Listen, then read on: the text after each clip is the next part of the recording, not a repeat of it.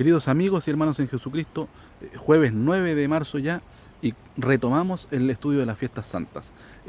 Vamos a Levítico 23:23, dice, y habló Jehová a Moisés diciendo, habla a los hijos de Israel y diles, en el mes séptimo, al primero del mes tendréis sábado, una conmemoración al son de trompetas y una santa convocación.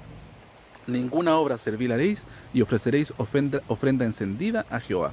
Esta es, queridos, la fiesta de las trompetas, en hebreo Yom Teruah. Si bien es cierto, todas las fiestas que hemos revisado hasta aquí tienen una interpretación clara de la sombra profética que representaban, esta en la Escritura no está completamente clarificada. Todos sus alcances me refiero, pero sí hay uno que está muy claramente establecido a través de la Escritura y ese es el que vamos a revisar. Esta fiesta, a diferencia del resto, en las que Dios nos muestra lo que Él hace por la humanidad cuando la humanidad responde al llamado que Dios hace, esta fiesta tiene que ver más bien con una intervención definitiva de Dios en los asuntos propios de la humanidad. Miren, Hechos 1, versículo 6. Entonces los que se habían juntado le preguntaron diciendo, Señor, ¿restituirás el reino de Israel a Israel en este tiempo? Y les dijo, no toca a vosotros saber los tiempos o las razones que el Padre puso en su sola potestad. Esta es una pregunta que de los tiempos de los discípulos de Jesucristo siempre el hombre se ha hecho. ¿Cuándo retorna el Mesías? ¿Cuándo retorna nuestro Señor Jesucristo? ¿Cuándo va a ser restaurado finalmente el Israel de Dios para siempre? Y Jesucristo lo tenía claro, la respuesta clara, precisa y concisa. No le toca a los hombres entender ese tiempo, o saberlo o manejarlo. Sin embargo, Zacarías 14:1 dice, he aquí el día de Jehová viene, y tus despojos serán repartidos en medio de ti, porque yo reuniré todas las gentes en batalla contra Jerusalén, y la ciudad será tomada. Queridos, el día de Jehová viene. Va a llegar un momento en que todos los ejércitos de la tierra se van a reunir en contra de Jerusalén. Esto es algo que todavía no sucede. Y el versículo 9 de Zacarías 14 dice, finalmente, después de todo ese proceso, dice, y Jehová será rey sobre toda la tierra. En aquel día Jehová será uno y uno su nombre. ¿Se fijan? Esto es un proceso que debemos vivir todavía aquí, en este planeta, en la tierra. Apocalipsis 19:19 dice, y vi la bestia y los reyes de la tierra y sus ejércitos congregados para hacer guerra contra el que estaba sentado sobre el caballo y contra su ejército. Y aquí es donde interviene Jesucristo definitivamente.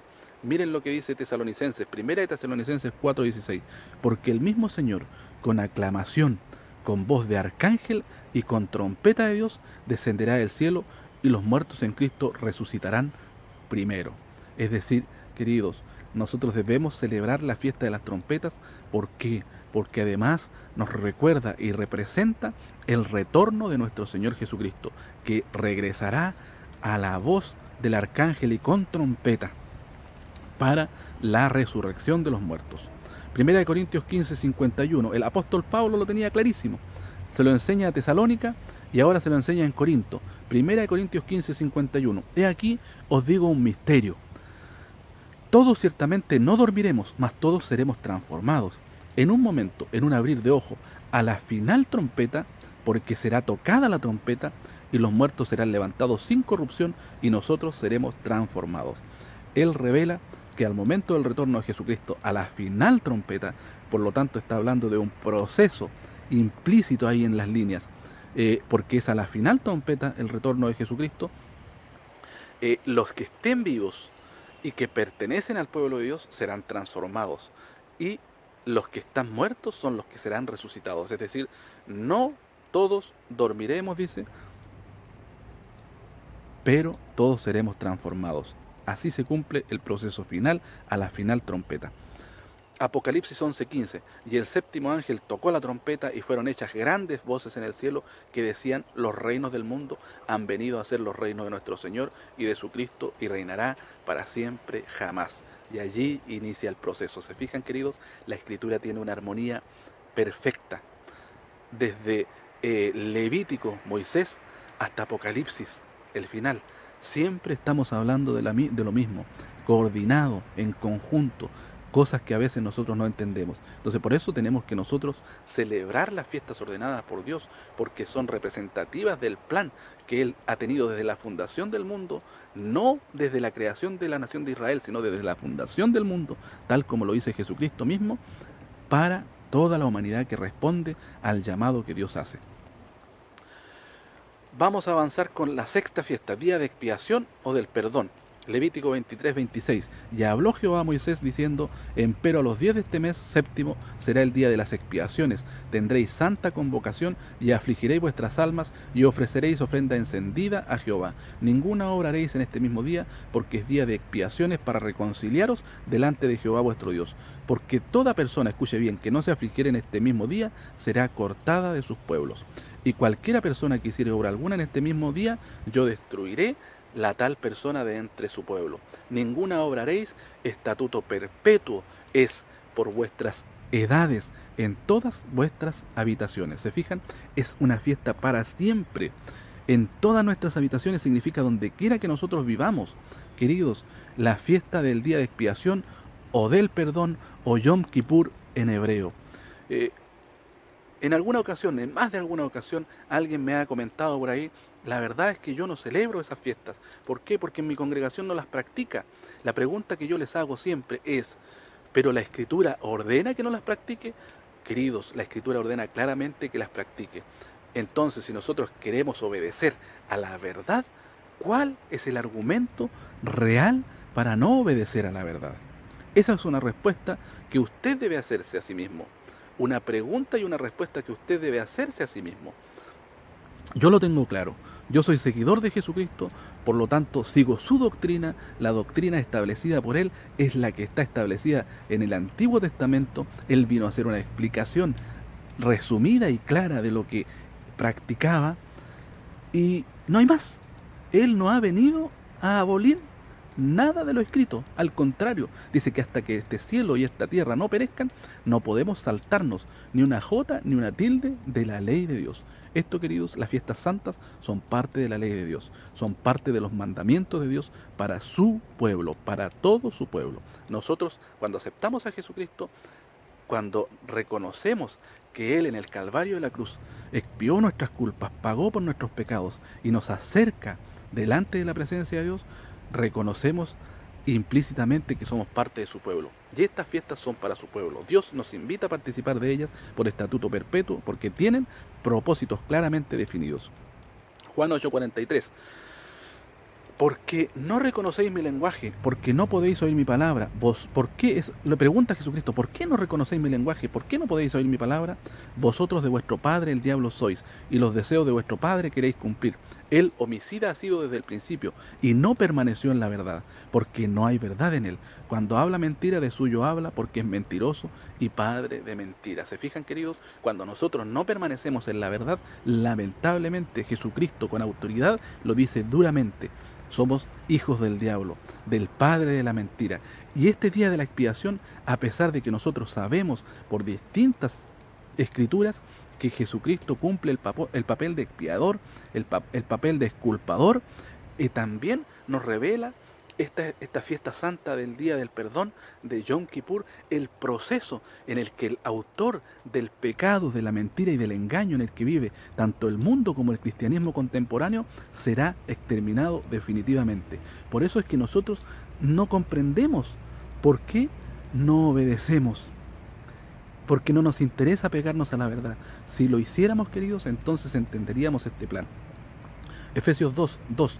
En otro tiempo, dice, anduvisteis conforme a la condición de este mundo, conforme al príncipe de la potestad del aire. Ese es Satanás, el espíritu que ahora obra en los hijos de desobediencia. Queridos, cuando usted desobedece, está operando en usted el espíritu de desobediencia. Por lo tanto, está bajo el dominio del príncipe de este mundo. No lo digo yo, lo dice claramente la Escritura. 2 Corintios 4:4. En los cuales el Dios de este siglo cegó los entendimientos de los incrédulos, para que no les resplandezca la lumbre del Evangelio de la gloria de Jesucristo, el cual es la imagen de Dios. Pero por supuesto, queridos, porque todo este mandamiento, todo este conocimiento nos refleja en el fondo y nos muestra la gloria maravillosa, la perfección intachable del plan de Dios para la humanidad, donde el principal actor es Jesucristo mismo, y Él nos invita, el Padre y el Hijo nos invitan a obedecer para que nosotros también seamos coprotagonistas con Él en este proceso. Apocalipsis 19:20, y la bestia fue presa, dice, y con ella el falso profeta que había hecho las señales delante de ella, con las cuales había engañado a los que tomaron la señal de la bestia y habían adorado su imagen. Estos dos fueron lanzados vivos dentro de un lago de fuego. En el proceso de la fiesta del Día del Perdón hay un sacrificio. Nosotros no efectuamos los sacrificios, pero la implicancia, la significancia de ese sacrificio es que demuestra cómo será separado el autor de la mentira y del pecado y eliminado para siempre. Apocalipsis 21. Y vi un ángel descender del cielo que tenía la llave del abismo y una grande cadena en su mano, y prendió al dragón, aquella serpiente antigua que es el diablo y Satanás, y le ató por 1000 años. Y arrojólo al abismo, y le encerró y selló sobre él, porque no engañe más a las naciones, hasta que 1000 años sean cumplidos, y después de esto es necesario que sea desatado un poco tiempo. ¿Pero para qué, queridos? Para ser destruido definitivamente. ¿Se fijan? Este proceso también nos explica, o más bien, esta fiesta del Día del Perdón es representativa de todo este proceso. Pero como nosotros no estudiamos la Escritura, como no queremos obedecer a los mandamientos, a todos los mandamientos de Dios, entonces tampoco entendemos la implicancia de esta fiesta en todo este proceso. Aquí está, Levítico 16, 7. Después tomará los 2 machos de cabrío y los presentará delante de Jehová a la puerta del tabernáculo del testimonio, y echará suertes el sacerdote Aarón sobre los 2 machos de cabrío, la una suerte por Jehová y la otra suerte por Azazel. Y hará llegar a Aarón el macho cabrío sobre el cual cayere la suerte por Jehová, y lo ofrecerá en expiación. Allí ese está representando a Jesucristo. Mas el macho cabrío sobre el cual cayere la suerte por Azazel, lo presentará vivo delante de Jehová para hacer la reconciliación sobre él, para enviarlo a Azazel al desierto. Allí está la separación de Satanás, para que no engañe más, atado por 1000 años. Pero va a llegar un momento en que va a ser soltado por un poco de tiempo, pero solamente, queridos, para ser destruido.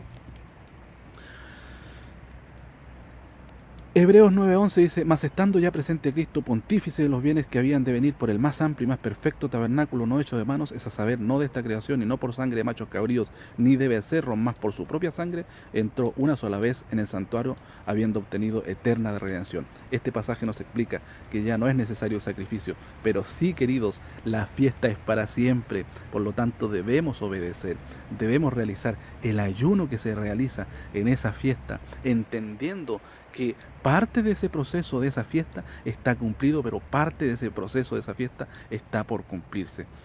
Daniel 9:3 dice, y volví mi rostro al Señor Dios buscándole en oración y ruego, en ayuno y cilicio y ceniza, y oré a Jehová mi Dios y confesé. Esta fiesta, queridos, es la ocasión para hacer y seguir el ejemplo de Daniel. Confesar nuestras faltas, porque diariamente, cotidianamente, cometemos faltas delante de Dios, no somos perfectos, y en este proceso de paradas, como le llamo yo, en esta carretera de la vida del cristiano, en este proceso, en esta parada, Dios nos ofrece nuevamente un momento de purificación, de reflexión, de meditación, de corrección, de arrepentimiento. Este es la implicancia de esta fiesta santa. Usted debe decidir si obedecer o no obedecer. Más adelante, y luego de que expliquemos en detalle la ceremonia de la Santa Cena, continuaremos revisando también todas estas fiestas santas más en detalle para que lo entienda mejor. Por ahora terminamos con esta fiesta y mañana continuamos con la fiesta final del grupo de las fiestas santas de Dios. Que Dios les bendiga, que tengan un excelente día.